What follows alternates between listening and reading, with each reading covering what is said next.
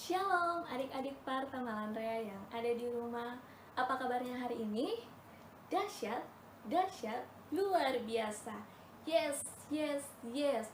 Puji Tuhan, kakak berharap semua adik-adik dalam keadaan sehat. Kita mengucap syukur kepada Tuhan. Pada hari ini kita boleh melaksanakan ibadah Partamalan Rea meskipun hanya melalui online, tapi kakak yakin dan percaya itu tidak akan mengurangi sukacita kita dan semangat kita untuk terus memuji Tuhan. Nah adik-adik, mari kita siapkan hati kita siapkan pikiran kita untuk kita fokus menyembah kepada Tuhan. Kita nyanyikan satu pujian, Sungai Sukacitamu.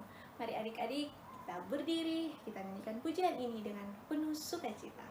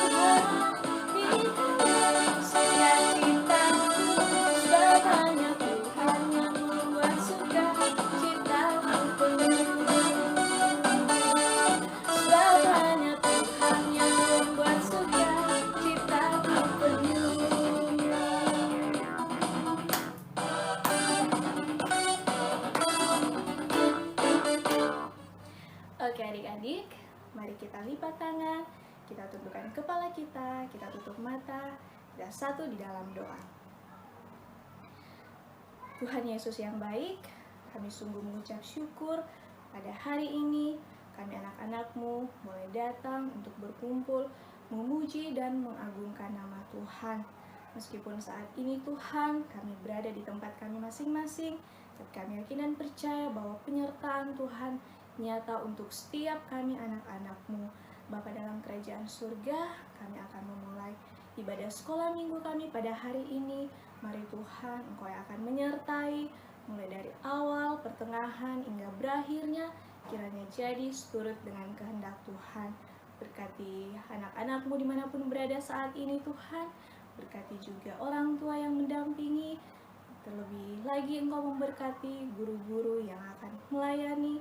Hanya semuanya Tuhan boleh terjadi seturut dengan kehendak Tuhan. Bapa dalam kerajaan surga, ini doa kami, ini ungkapan syukur kami yang kami bawa di dalam nama Tuhan Yesus yang siap memuji Tuhan. Sama-sama katakan amin. Masih semangat memuji Tuhan? Puji Tuhan, kakak yakin dan percaya adik-adik yang ada di rumah masih semangat memuji Tuhan. Nah, mari kita terus memuji dan mengagungkan nama Tuhan. Kita nyanyikan pujian secara berturut-turut. Yang pertama, Yesus pokok, dan yang kedua, hatiku penuh dengan nyanyian. Nah, nanti lagu yang kedua, kita akan menjalankan persembahan kita.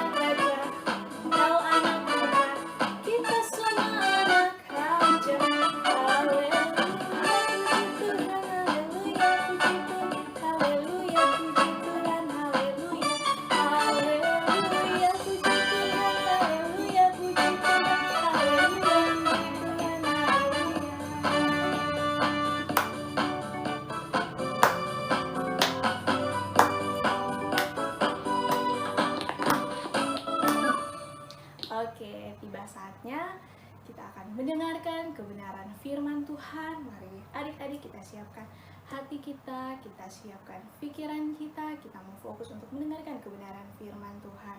Sebentar kebenaran firman Tuhan akan disampaikan oleh Ibu Esther Elmi dan kita nyanyikan satu pujian, Yesus sayang padaku.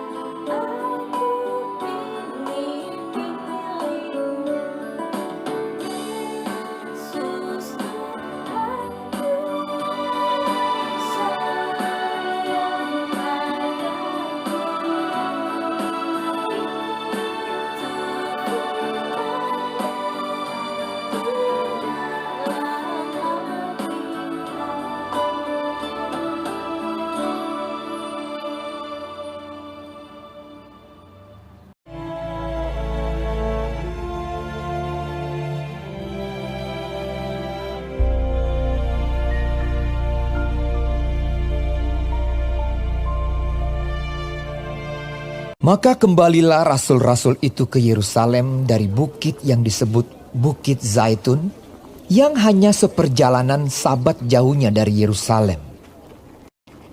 Setelah mereka tiba di kota, naiklah mereka ke ruang atas, tempat mereka menumpang.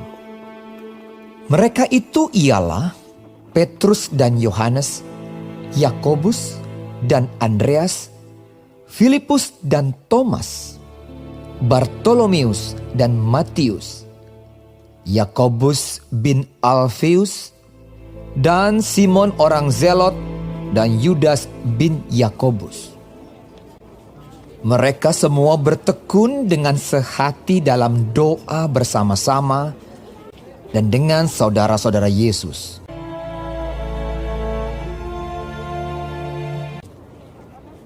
Pada hari-hari itu berdirilah Petrus di tengah-tengah saudara-saudara yang sedang berkumpul itu. Kira-kira 120 orang banyaknya, lalu berkata, "Hai saudara-saudara, haruslah genap nas kitab suci yang disampaikan Roh Kudus dengan perantaraan Daud tentang Yudas, pemimpin orang-orang yang menangkap Yesus itu. Dahulu ia termasuk bilangan kami dan mengambil bagian di dalam pelayanan ini. Yudas ini telah membeli sebidang tanah dengan upah kejahatannya. Hakal dama, artinya tanah darah.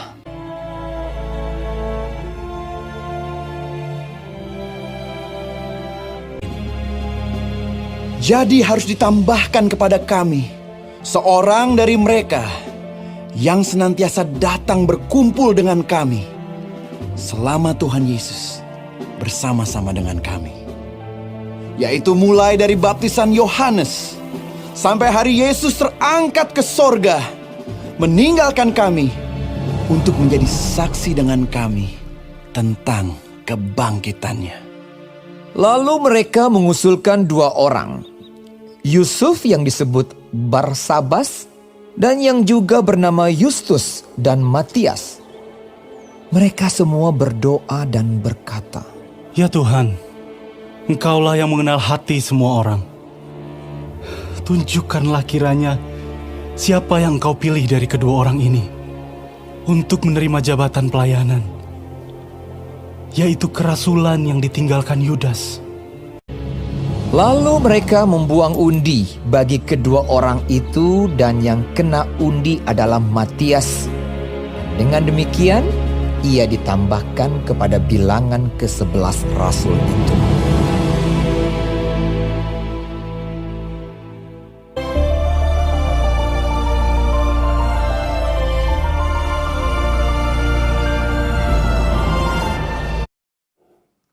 Shalom anak-anak semua, apa kabar? Ketemu lagi dengan Tante Elmi ya. Tadi kalian sudah menyaksikan satu film yang diambil dari kitab Kisah Para Rasul. Nah anak-anak, mulai minggu ini, di bulan Juni ini dan seterusnya, kita akan mulai belajar tentang kitab Kisah Para Rasul. Nah, tadi anak-anak sudah menonton film dengan judul Matias dipilih menggantikan Yudas. Nah, anak-anak, apa sih kitab Kisah Para Rasul? Kitab Kisah Para Rasul itu kitab kelima dari Perjanjian Baru, ya. Matius, Markus, Lukas, Yohanes, Kisah Rasul. Nah, Kisah Rasul itu kitab kelima dari Perjanjian Baru. Isinya tentang apa ya? Kisah Para Rasul berbicara tentang kehidupan rasul-rasul Tuhan Yesus, ya, yang sejak Pentakosta memberitakan Injil. Bagaimana kehidupan mereka dalam memberitakan Injil? Anak-anak ingat kan? Minggu lalu kisah Pentakosta, pencurahan Roh Kudus kepada murid-murid Tuhan Yesus dan pengikutnya yang tekun berdoa menantikan Roh Kudus. Mereka menerima Roh Kudus dan sejak itu mereka berani memberitakan Injil. Nah, anak-anak, tadi kisah Matias yang dipilih menjadi pengganti Yudas itu terjadi sebelum peristiwa Pentakosta, anak-anak. Diambil dari Kisah Rasul pasal 1 ayat 15 sampai 26. Nah, tadi dikasih tahu tidak berapa orang yang hadir dalam peristiwa waktu murid-murid Yesus berdoa? Ada 120 orang. Itu termasuk murid-murid Tuhan Yesus yang lain, kecuali satu, Yudas. Loh, kenapa Yudas tidak ada? Nah, di dalam Injil Matius pasal 27, di situ dikatakan waktu Yudas menyerahkan Yesus, ya, dia mengkhianati Tuhan Yesus dengan menerima 30 keping uang perak. Kemudian dia menyesal. Dan apa yang terjadi? Alkitab katakan dia gantung diri, dia bunuh diri. Anak-anak, itu perbuatan yang tidak boleh dicontoh ya. Tuhan tidak mengajarkan kita meniru apa yang dilakukan oleh Yudas Iskariot. Itu dosa anak-anak, ya. Jadi ingat, membunuh diri sendiri, gantung diri, itu adalah dosa. Yudas sudah mati waktu itu. Jadi tinggal 11 murid Yesus. Jadi Rasul Petrus katakan kepada semua orang yang berdoa hari itu, dia katakan kita harus cari siapa penggantinya Yudas, supaya digenapi apa kata kitab suci, bahwa dia digantikan oleh orang lain.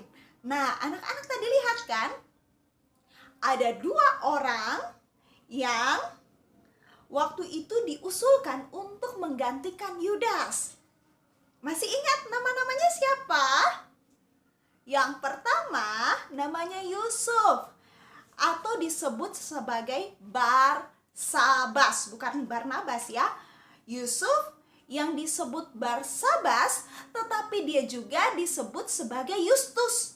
Wah, ada 3 nama panggilan rupanya. Itu biasa untuk orang Yahudi ya. Yang pertama, Yusuf atau Barsabas atau yang disebut Yustus. Dan yang kedua adalah Matias. Kenapa kedua nama ini diusulkan anak-anak? Karena ada aturan. Petrus katakan, haruslah dia orang yang menyaksikan peristiwa pembaptisan Yohanes waktu Yesus dibaptis oleh Yohanes Pembaptis. Dia harus ada menjadi saksi apa yang terjadi dengan Tuhan Yesus.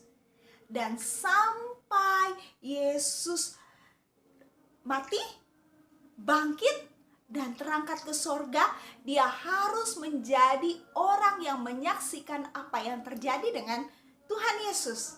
Nah, itu syaratnya. Selain itu apa? Yang diserahkan kepada Tuhan yang kedua adalah hatinya. Jadi dia harus setia dan dia harus punya hati yang benar di hadapan Tuhan.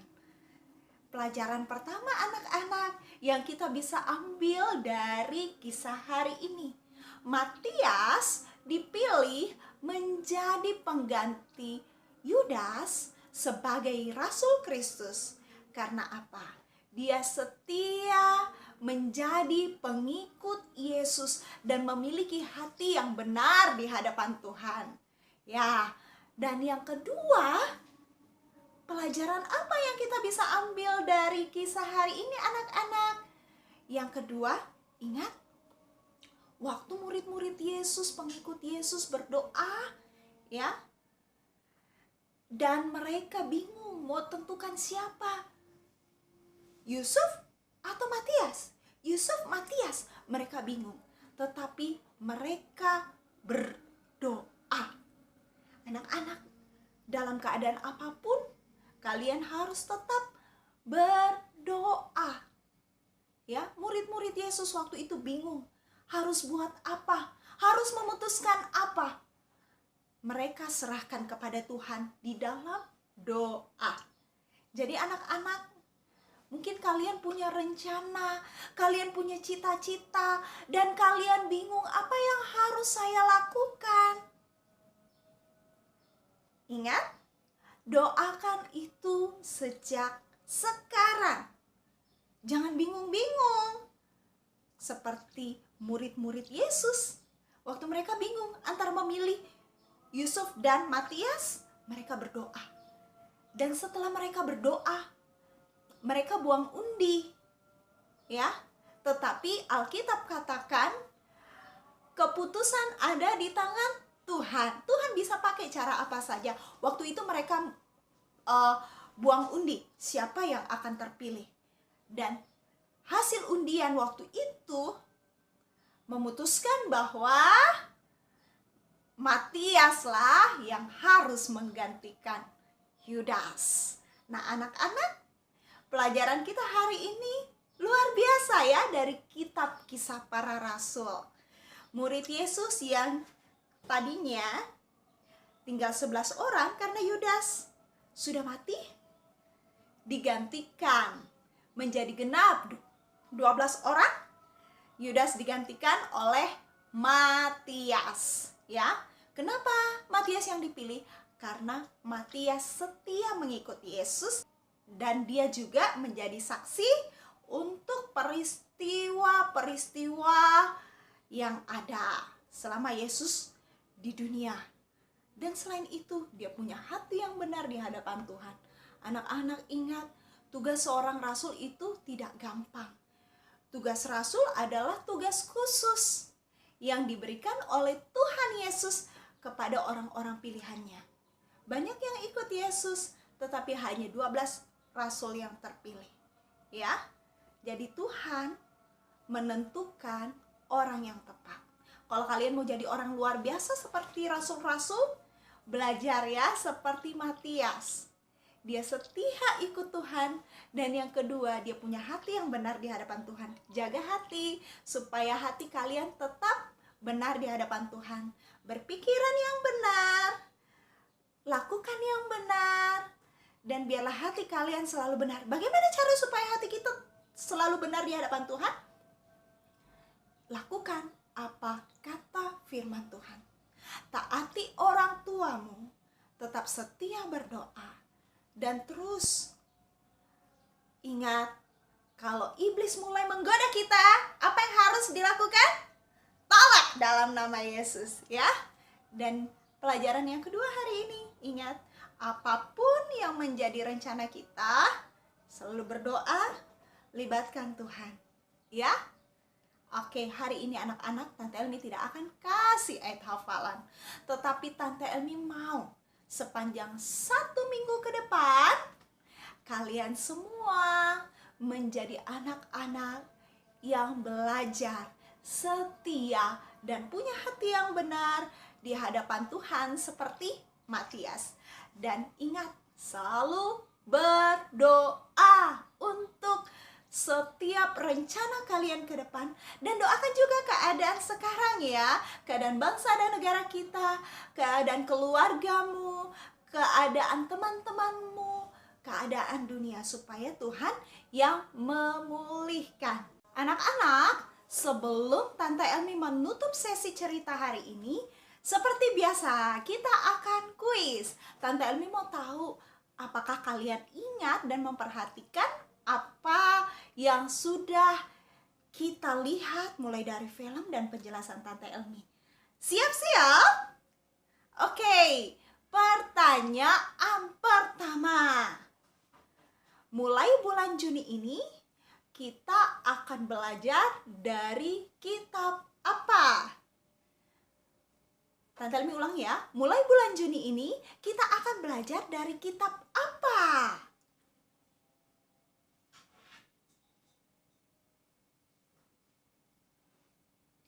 Oke, pertanyaan kedua.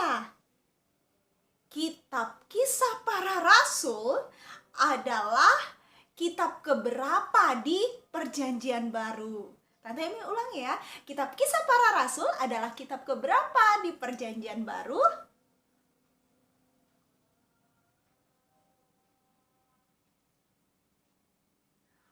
Pertanyaan yang ketiga. Siapa dua nama ya? Siapa dua nama yang dicalonkan menjadi pengganti Rasul Yudas? Ulang, siapa dua nama yang dicalonkan untuk menjadi pengganti Rasul Yudas?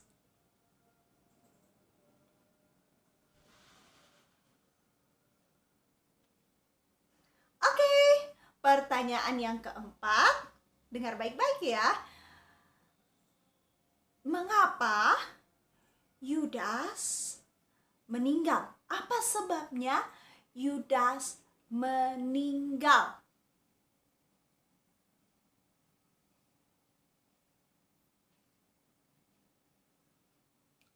Pertanyaan yang kelima lagi. Siapa nama rasul yang akhirnya terpilih menggantikan Yudas? Siapa nama rasul yang akhirnya terpilih menggantikan Yudas Iskariot?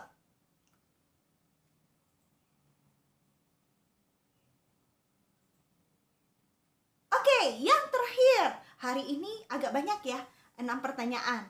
Yang keenam, mengapa Matias terpilih menjadi pengganti Yudas?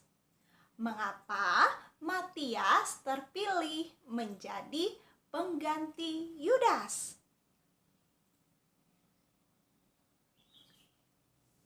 Oke, semua sudah lihat jawabannya ya.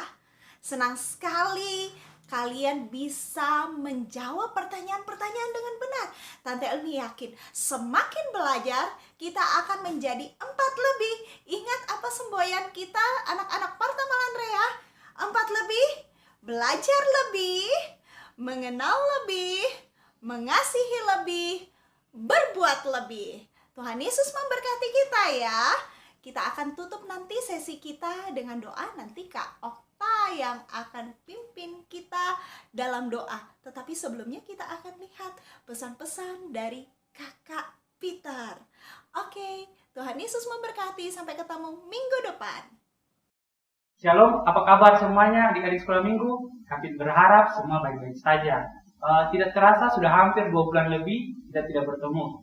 Tapi kami percaya meskipun hanya melalui video online ini, adik-adik tetap semangat untuk mengikuti ibadah sekolah minggu. Pesan Kapit tetap jaga kesehatan, tetap stay di rumah. Kalau keluar gunakan masker dan jangan lupa cuci tangan. Tetap doakan untuk bangsa dan negara.